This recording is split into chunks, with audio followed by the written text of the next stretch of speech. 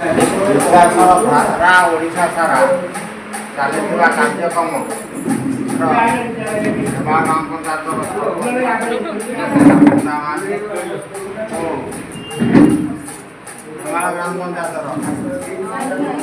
ସଭାପତି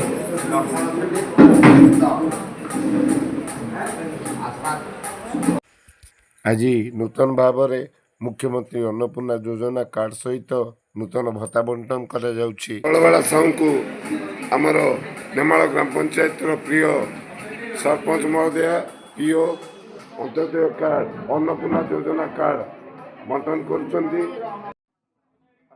ମୁଖ୍ୟମନ୍ତ୍ରୀ ଅନ୍ନପୂର୍ଣ୍ଣା ଯୋଜନା କାର୍ଡ ବଣ୍ଟନ କରୁଛନ୍ତି।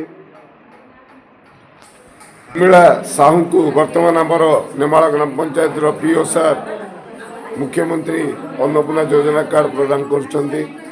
ପାତ୍ରଙ୍କୁ ଆମର ନେମାଳ ଗ୍ରାମ ପଞ୍ଚାୟତର ଭାଜପା ସଭାପତି ଲକ୍ଷ୍ମଣ ସେଠୀ ମୁଖ୍ୟମନ୍ତ୍ରୀ ଅନ୍ନପୂର୍ଣ୍ଣା ଯୋଜନା କାର୍ଡ ପ୍ରଦାନ କରୁଛନ୍ତି। ଭାରତୀୟ ଜନତା ପାର୍ଟିର ଉନ୍ନତିମୂଳକ କାର୍ଯ୍ୟର ନମୁନା ଆପଣମାନଙ୍କ ସାମ୍ନାରେ ଦେଖନ୍ତୁ ଏହି ଚିତ୍ର। ପୁଷ୍ପଲତା ଦାସଙ୍କୁ ବର୍ତ୍ତମାନ ଭତ୍ତା ବଣ୍ଟନ କରାଯାଉଛି। ନୂତନ ଭତ୍ତା ଯାହାକି ବିଧାୟକ ଡକ୍ଟର କମଳରୁ ଏହା ସୃଷ୍ଟି ହୋଇଛି ଏବଂ ଯଥାଶୀଘ୍ର ଦେବା ପାଇଁ କହିଥିଲେ ଏବଂ ତାହା ମଧ୍ୟ କାର୍ଯ୍ୟକାରୀ ହେଉଛି। ଏହି କାର୍ଯ୍ୟକ୍ରମରେ ସମସ୍ତେ ଉପସ୍ଥିତ ଅଛନ୍ତି। ସରପଞ୍ଚ ମହୋଦୟ, ପିଓ ସାର୍, ଏଏନ୍ଏମ୍ ମ୍ୟାଡ଼ାମ ଏବଂ ଅଙ୍ଗନବାଡ଼ି କର୍ମୀ ମହୋଦୟ।